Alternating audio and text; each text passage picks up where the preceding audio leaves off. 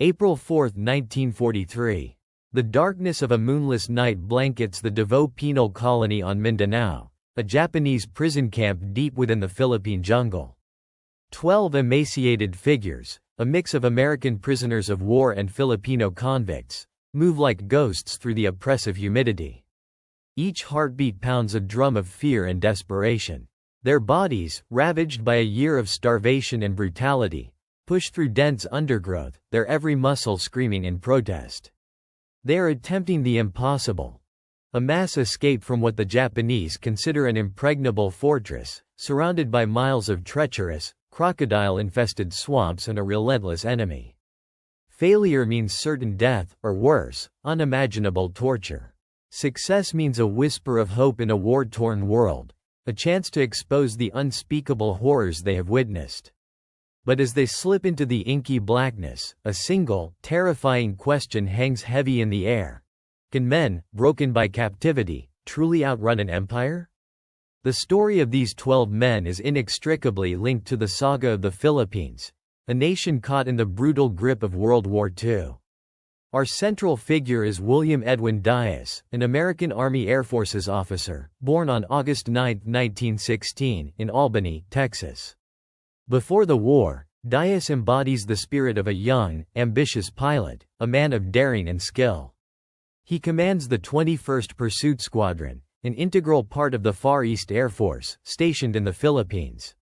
As 1941 draws to a close, the tranquility of the Pacific shatters with the attack on Pearl Harbor on December 7.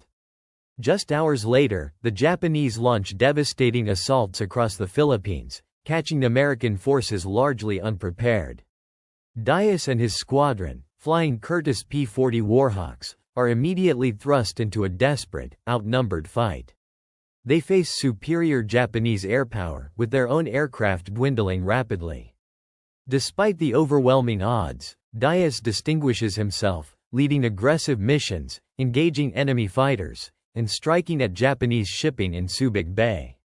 He even conducts a daring amphibious landing with his men, acting as infantry, to dislodge entrenched Japanese forces, demonstrating a versatile and relentless fighting spirit. However, the tide of war in the Philippines turns quickly and decisively against the Allied forces. By April 1942, the American and Filipino defenders on the Bataan Peninsula are on the brink of collapse. Dyess, offered a chance to evacuate by air, refuses to abandon his men. He gives his P-40, famously named Kibosh, to another pilot, Lieutenant Jack Donaldson, instructing him to bomb Japanese positions and then fly to safety in Australia if the situation is truly hopeless. Dyess chooses to stay, to share the fate of his squadron and the thousands of other American and Filipino soldiers. On April 9, 1942, Major General Edward P. Kane, the senior American officer on Bataan, makes the agonizing decision to surrender his command. This moment marks the beginning of an ordeal that will forever scar the survivors, the Bataan Death March.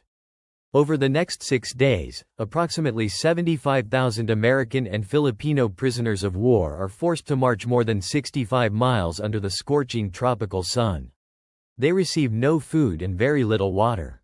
The Japanese captors inflict unimaginable brutality, executing those who fall behind, denying basic human dignity, and subjecting the prisoners to relentless physical and psychological torment.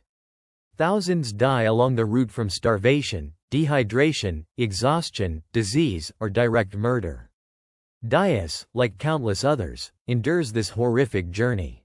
He witnesses firsthand the barbarity, the casual cruelty of their captors, and the slow, agonizing demise of his comrades.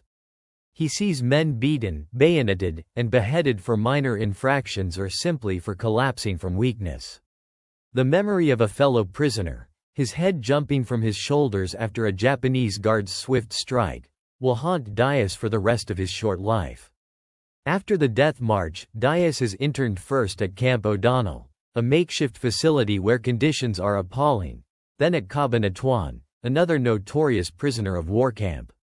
For months, he endures a regime of calculated starvation, rampant disease, and constant abuse. The prisoners are denied the rights afforded by the Geneva Convention. Malnutrition is endemic. Illnesses like malaria, dysentery, and scurvy decimate their ranks.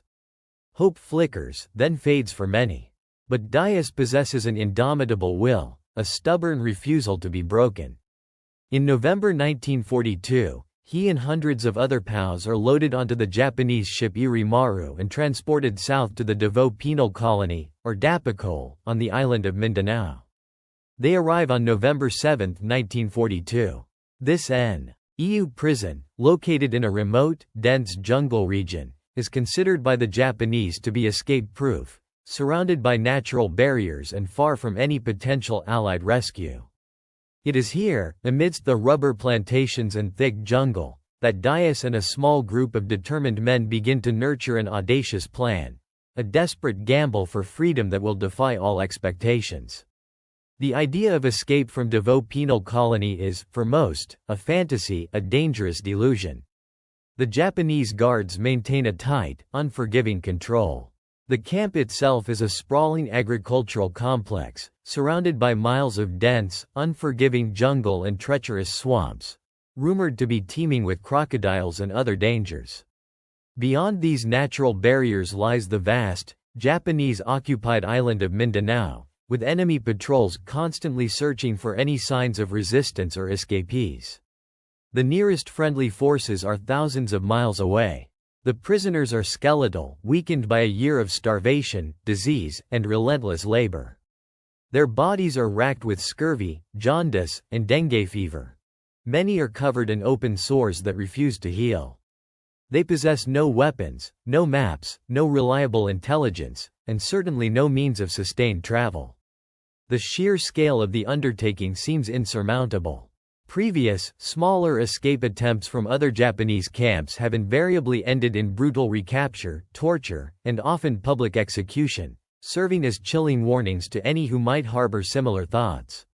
The Japanese retaliate swiftly and savagely against those left behind if an escape is discovered, a fact that weighs heavily on the minds of any potential escapee. No one believes a large-scale breakout is possible. The American and Filipino prisoners, numbering in the thousands, are resigned to their fate, their spirits crushed by the daily grind of survival. They are too weak, too demoralized, too closely watched. Yet, within this desperate environment, a small, defiant flame ignites. William Dyess, despite his own emaciated state and the physical toll of his captivity, refuses to surrender to despair. He has witnessed the atrocities, the systematic dehumanization, and the slow extinction of hope in the eyes of his fellow prisoners. He knows that if he and others like him do not escape, the world may never truly know the extent of the Japanese barbarity. The stories of the Bataan Death March and the unspeakable conditions in the prison camps remain largely unknown to the outside world, suppressed by wartime censorship and a lack of credible witnesses. Dyess understands that their escape is not just for their own freedom, but for the moral imperative of revealing the truth. He begins to cultivate a network, discreetly identifying men who still possess a flicker of fight, a spark of defiance beneath their ravaged exteriors. He observes their resilience, their ingenuity, their quiet acts of rebellion. He watches Major Stephen Melnick and Lieutenant Commander Melvin McCoy, two officers who, despite their profound weakness, are meticulously planning their own escape, gathering navigational data and even constructing an improvised sextant.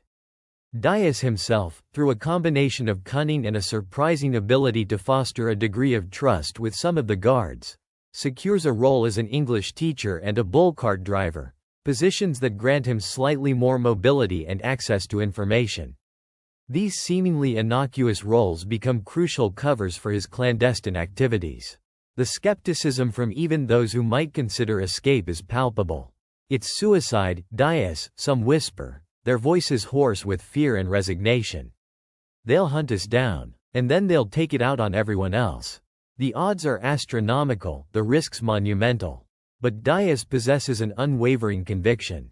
He believes that the Japanese, for all their brutality, are complacent, lulled into a false sense of security by the remoteness of Dapicol and the seemingly broken spirit of their captives.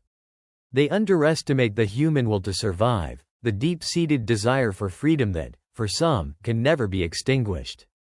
They are all wrong. Dyess, along with 9 other American POWs and 2 Filipino convicts, begins to meticulously plan. They are a diverse group: airmen, Marines, naval officers, and local Filipinos who understand the jungle terrain. They include Major Jack Hawkins, Austin Schaffner, Samuel Gracio, Lieutenant Commander Melvin McCoy, and Major Stephen Melnick. Their preparations are slow, agonizingly cautious. Every stolen morsel of food, every secreted tool, every whispered conversation is a risk carrying the weight of death. They begin to hoard iron rations, believing that a successful escape requires not just courage but also the physical strength to endure a long, arduous journey through hostile territory. They collect leggings, tools, and any crude weapons they can improvise. The target date is set for April 4th, a Sunday, a day when guard patrols might be slightly relaxed, and the darkness of the new moon would provide maximum cover. The impossible begins to take shape, born from desperation and a singular, unyielding will. The weeks leading up to April 4, 1943, are a crucible of tension and meticulous preparation within the Davao Penal Colony. Dyess, now a major, moves with a calculated calm, his eyes constantly scanning, his mind always strategizing. He fosters a quiet understanding with his chosen men. They communicate in coded glances and seemingly innocuous conversations during their grueling work details in the rubber plantations and rice fields. The Japanese guards, for the most part, remain oblivious, their arrogance blinding them to the simmering defiance beneath the surface of their emaciated prisoners. The escapees begin to squirrel away supplies. Each man risks his life to pilfer a handful of rice, a piece of cloth, a discarded tool. Major Melnick, with a background in engineering, proves invaluable in planning and navigation, while Lieutenant Commander McCoy, a former merchant marine officer, contributes his knowledge of the seas and celestial navigation. They manage to acquire an astronomy book and even fashion a rudimentary sextant, essential for plotting a course once they reach the coast. Their bodies, already weakened, are further taxed by the psychological strain of their clandestine activities. They deny themselves meager rations to build a small reserve, an act of self-deprivation that speaks volumes about their commitment. As the chosen day approaches, conditions in Dapicol worsen. Food becomes even scarcer, and the Japanese guards, noticing dwindling stores, increase their scrutiny, conducting more thorough searches of work details returning to camp. This heightened vigilance makes the final stages of preparation incredibly dangerous. Yet, the men persevere. They understand that this is their one chance, a desperate throw of the dice against overwhelming odds. The alternative is to slowly waste away in captivity, their stories untold, their sacrifices forgotten. The night of April 4th descends, a heavy, humid blanket over Mindanao. The air is thick with the scent of tropical vegetation and the distant hum of insects. Inside the camp, the usual routine of misery continues, but for 12 men, this night is different. They gather discreetly, their hearts thudding against their ribs, a mixture of terror and grim determination etched on their faces. Dyess gives a final, quiet instruction: no one gets left behind. We move as one. Their plan is audacious in its simplicity. Slip past the perimeter, then navigate the treacherous swamps that border the colony. The group splits into smaller units to avoid detection. Dyess leads one, while Melnick and McCoy led another. They know the exact location of a weak point in the camp's defenses, a section where the fence is less secure, partially obscured by overgrown foliage. At approximately 11 p.m., under the cloak of total darkness, the first men slide through the gap. They move silently, their movements practiced and precise. Each man carries a small, precious bundle of hoarded food, a canteen of water, and a crude knife or sharpened stick for defense. The immediate challenge is the swamp. The ground is soft, sucking at their feet, and the water is dark and murky, concealing unknown dangers. They wade through waist-deep water, the stench of decay filling their nostrils. The stories of crocodiles are a constant, terrifying presence in their minds. For hours, they push forward, their progress agonizingly slow. The jungle presses in around them, a suffocating maze of tangled roots, thorny vines, and unseen creatures. Every rustle of leaves, every splash in the water, sends a jolt of adrenaline through their exhausted bodies. They resist the urge to speak, communicating instead through hand signals and hushed whispers. One false move, one loud noise, could alert a nearby Japanese patrol. As the first rays of dawn pierce the canopy, the men are deep within the jungle, far from the immediate confines of Dapakol. They find a hidden clearing, a small sanctuary where they can rest briefly, assess their situation, and take stock of their meager supplies. Their clothes are torn, their skin scratched and bleeding, but they are free from the immediate grasp of their Japanese captors. The feeling of fresh air, untainted by the stench of the prison camp, is a powerful elixir. Yet, they know this is just the beginning. The real journey, the fight for survival in a hostile WI. Wilderness, has only just begun. For the next several weeks, the 12 escapees become phantoms in the Mindanao jungle. They move predominantly at night, guided by the stars and Melnick's rudimentary maps. During the day, they hide in the densest thickets, camouflaged by vegetation, conserving their strength. Their rations quickly diminish, and they resort to foraging for edible plants, roots, and whatever small game they can catch. Hunger is a constant, gnawing companion, but it is a different kind of hunger than the one they endured in the camp. This is the hunger of free men, fighting for their lives. They encounter numerous Japanese patrols. On one occasion, hiding in a shallow stream, they hear the distinct chatter of Japanese soldiers just yards away. The men freeze, submerging themselves as much as possible, barely breathing, their hearts hammering. The patrol passes without detecting them, a testament to their stealth and the jungle's protective embrace. These close calls reinforce the constant peril they face. Recapture is a fate worse than death, a return to the torture and starvation they have just escaped. Their journey is a test of endurance. They traverse rugged mountains, ford swift rivers, and push through seemingly impenetrable swamps. The terrain itself becomes an enemy. Their feet are raw and blistered, their bodies covered in insect bites and festering sores. Yet, a new resolve takes root within them. They are no longer just prisoners, they are survivors, fighters. Dyess, with his unwavering leadership, keeps their spirits from breaking. He reminds them of their purpose, to tell the world. After approximately a month of relentless trekking, a glimmer of hope appears. In early May 1943, they make contact with a group of Filipino guerrillas operating in the interior of Mindanao. These are local resistance fighters, led by figures like Colonel Wendell Fertig, who have been waging a shadow war against the Japanese occupation. The guerrillas, initially cautious, are astonished by the sight of these emaciated, determined Americans. They verify the escapees' identities and, recognizing the strategic importance of their presence, welcome them into their ranks. The guerrillas provide the escapees with much-needed food, medical attention, and intelligence. For the first time in over a year, Dyess and his men experience a semblance of safety and camaraderie. They are no longer just evading, they are fighting back. They spend several months with the guerrillas, sharing their knowledge of Japanese tactics and camp layouts, and participating in raids and reconnaissance missions. Dyess, ever the leader, quickly integrates into the guerrilla command structure, offering strategic advice and rallying the local fighters. He assists in organizing the resistance, helping to establish communication networks and gather vital intelligence on Japanese troop movements and fortifications.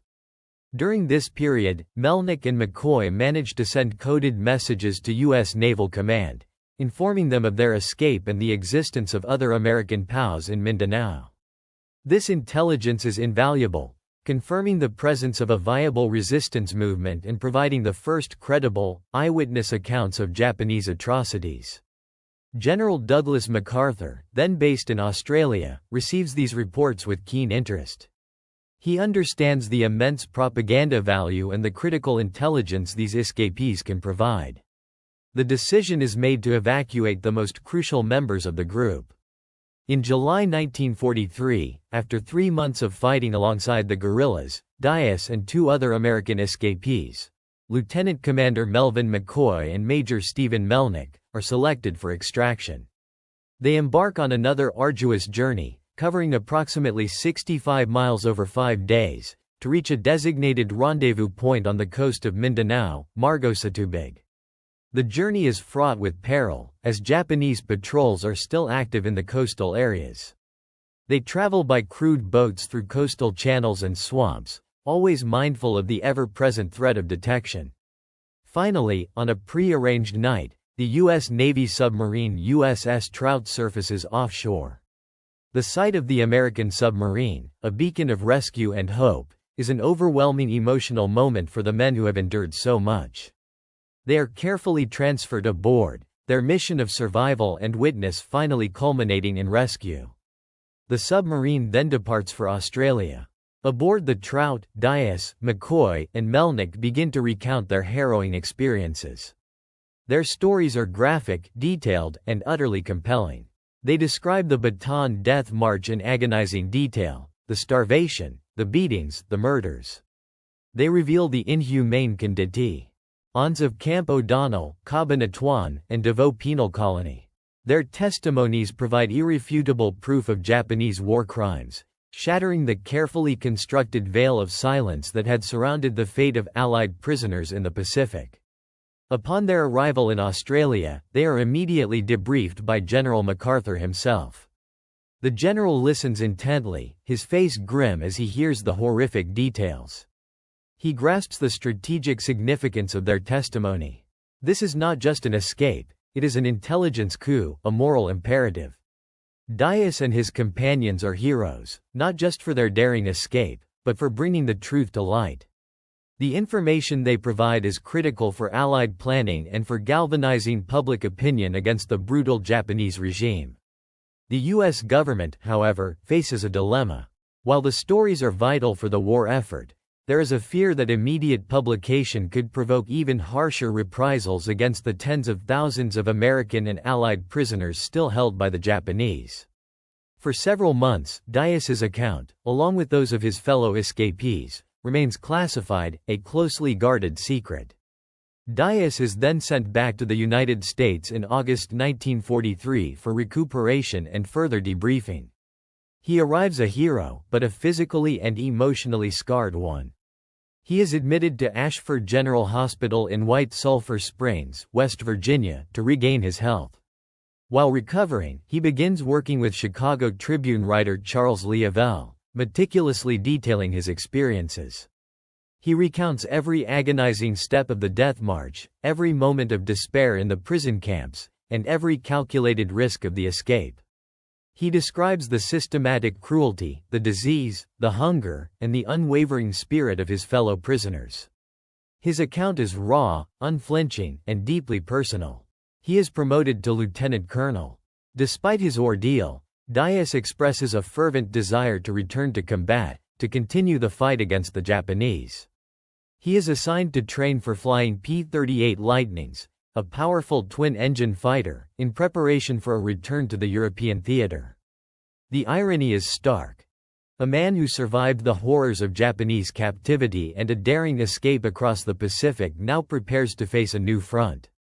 The government's initial suppression of his story creates a tense waiting period. The public remains largely unaware of the full extent of Japanese brutality. But Dyess's determination to share the truth remains unyielding. He believes the American people have a right to know what their soldiers are enduring. His narrative is a testament to the resilience of the human spirit, a stark condemnation of barbarism, and a powerful call to action. He understands that his survival carries a profound responsibility: to be the voice for those who could not escape, for those who perished in the camps. The impact of his forthcoming revelations will be monumental, shifting public perception and fueling the Allied war machine with a renewed sense of purpose.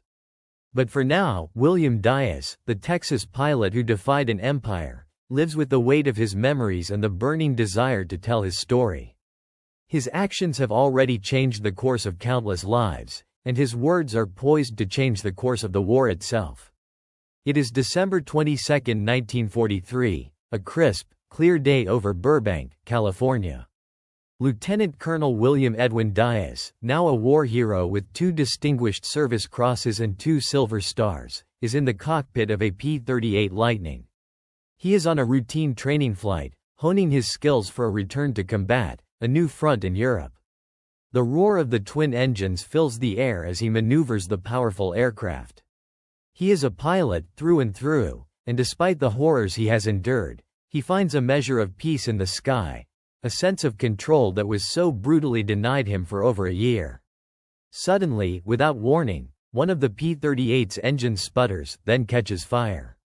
A plume of black smoke streams behind the aircraft, a stark contrast against the blue sky. Dyess remains calm, his training kicking in.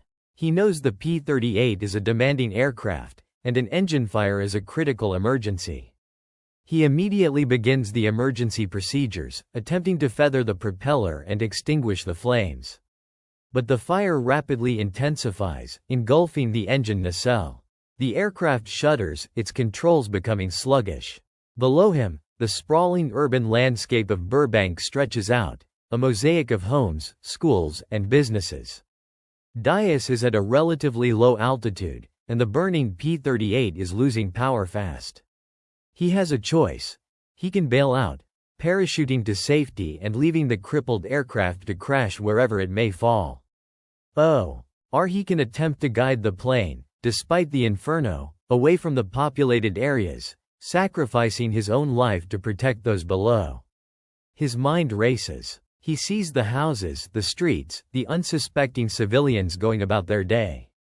The memory of the Bataan Death March, the innocent lives lost, the casual brutality, flashes through his mind. He has fought to preserve life, to expose injustice, to protect his countrymen. He cannot, will not, be the cause of further tragedy. He makes his decision. He will not bail out. He will stay with the burning aircraft. He struggles with the failing controls, his strength, honed by months of jungle survival, now focused on this final, desperate act of heroism. He spots a relatively open area, a small vacant lot nestled between residential buildings. It is a narrow target, but it is his only chance to minimize casualties on the ground. He pushes the controls, fighting the P-38's increasing resistance. The flames lick at the fuselage, the cockpit fills with smoke. The roar of the fire now competes with the dying whine of the engine. He aims for the vacant lot, his hands firm on the stick, his eyes fixed on the patch of earth below. A car appears on a nearby street, an unknowing motorist driving directly into his potential path. Dyess, with a final surge of strength, wrenches the plane away, narrowly avoiding the vehicle. The P-38, a symbol of American airpower, plunges towards the earth, a fiery comet. With a deafening roar, it slams into the vacant lot, exploding on impact. The force of the crash is immense, scattering debris and sending a pall of smoke skyward. William Edwin Dyess, at the age of 27, dies instantly. He has survived a year of unimaginable torture and a daring escape, only to perish in a training accident, a final act of selfless sacrifice to protect the lives of strangers. The tragic death of Lieutenant Colonel William Dyess on December 22, 1943, sends shockwaves through the military and among those who knew him. He had survived the Bataan Death March, the brutal Japanese prison camps, and the harrowing escape from Davao, only to die in a training accident in his own homeland. His final act, the deliberate choice to crash his burning P-38 into a vacant lot to avoid civilian casualties, underscores the profound sense of duty and selflessness that defined his life. He was a hero to the end, embodying the very ideals he fought to protect. Initially, the U.S. government maintains its suppression of Dyess's story, fearing Japanese retaliation against other POWs. However, the growing need to galvanize public support for the war effort, particularly in the Pacific, eventually leads to a change in policy. In early 1944, after Dyess's death, the War Department grants permission for his account to be published. The Chicago Tribune, working with Charles Liavelle, releases The Dyess Story in a series of articles, which are then syndicated across more than 100 American newspapers. The impact is immediate and profound. Dyess's eyewitness account provides the first widely published, credible details of the Bataan Death March and the horrific conditions within Japanese prisoner of war camps. His words paint a vivid and horrifying picture of starvation, disease, and systematic brutality. The American public, and indeed the world, is shocked and outraged. The story becomes a powerful tool for Allied propaganda, fueling public anger against Japan and strengthening resolve for the war effort. It dispels any lingering doubts about the enemy's barbarity and underscores the urgent need for victory. The accounts are later compiled into a best-selling book, The Dyess Story, later retitled Bataan Death March, which becomes a crucial historical document. Dyess's escape, along with the 11 others, remains the only large-scale, successful breakout of Allied prisoners of war from a Japanese camp in the Pacific Theater during World War II. Their courage and resilience not only secured their own freedom but also provided invaluable intelligence to the Allied command and, crucially, gave a voice to the tens of thousands of silent sufferers still enduring Japanese captivity. Their testimony directly informed General MacArthur and other military leaders, influencing strategic decisions in the Pacific Campaign. His sacrifice and heroism are formally recognized through numerous military decorations, including 2 Distinguished Service Crosses, 2 Silver Stars, the Legion of Merit, 2 Distinguished Flying Crosses, the Soldier's Medal, posthumously, the Bronze Star Medal, and the Purple Heart. In 1956, Abilene Army Airfield in Texas is renamed Dyess Air Force Base in his honor, a lasting tribute to a man who exemplified courage, leadership, and unwavering dedication. A Rep. Leetza of his P-40 Warhawk, Kibosh, stands at the front gate of the base, a constant reminder of his early combat prowess. William Edwin Dyess's story is more than just an account of survival. It is a testament to the enduring power of the human spirit in the face of unimaginable evil. He was a man who, when confronted with the darkest aspects of war, chose light, choosing to fight not just for his own life, but for the truth, for justice, and for the honor of those who could no longer speak. His legacy continues to inspire, reminding us of the profound impact one individual can have, even in the most desperate of circumstances. If this story moved you, subscribe. New forgotten stories every week. Which moment surprised you most? Comment below.